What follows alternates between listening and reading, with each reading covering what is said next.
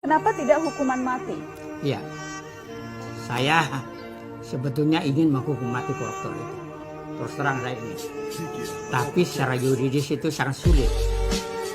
Karena bunyi pasal konstruksi hipotetis dalam pasal itu dikaitkan dengan keadaan lain. Misalnya dapat dihukuman mati kalau dilakukan dalam keadaan bencana alam. Ya.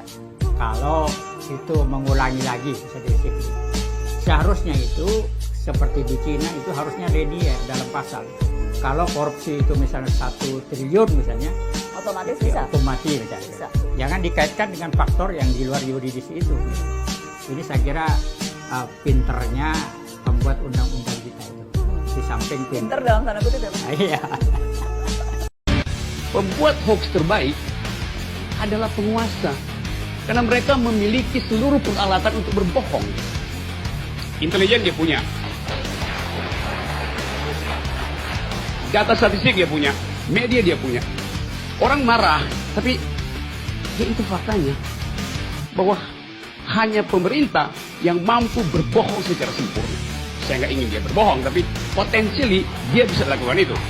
Hidup di sini negara hukum, ada etika bernegara, ya. Keberatan atas produk perundang-undangan yang dibuat oleh Presiden dan DPR itu di MK, bukan dengan turun ke jalan, desek-desek Presiden, ya, ngasih pendapat yang sesat, yang saya katakan seperti itu. Nah, saya ingin katakan lagi, proven ini hati-hati Pak Presiden. Bukan turun ke jalan. Jadi Anda sekarang mengkritik mahasiswa yang turun ke jalan. Oh, sebentar, ya. Ya. Saya katakan ya, adik-adik mahasiswa. Padahal dulu di FHUI aktivis juga ini. Zaman dulu ya. Zaman dulu ya. Senior di kampus dan aktivis juga. Masa aktivis mau mengkritik teman-teman mahasiswa yang demo juga. Zaman dulu. Sudah jelas, sudah adanya yang namanya peringatan Hari Santri Nasional. Bagus, karena itu. saya santri. Benar. Ini salah satu kebaikan yang saya rasakan sebagai kaum santri. Sekarang saya bandingkan dengan keadaan masyarakat yang terbelah tuh. Maka saya ambil kesimpulan tidak berhasil.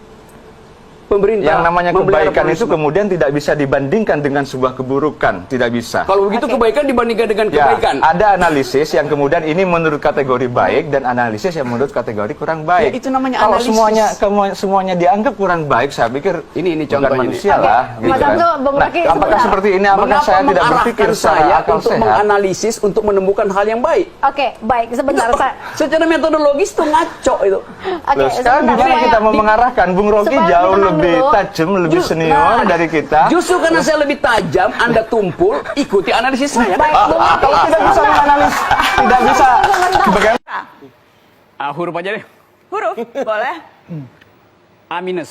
A minus. Itu skalanya A itu yang paling bagus atau A yang paling jelek? Harus jelas dulu ini. A minus itu A buat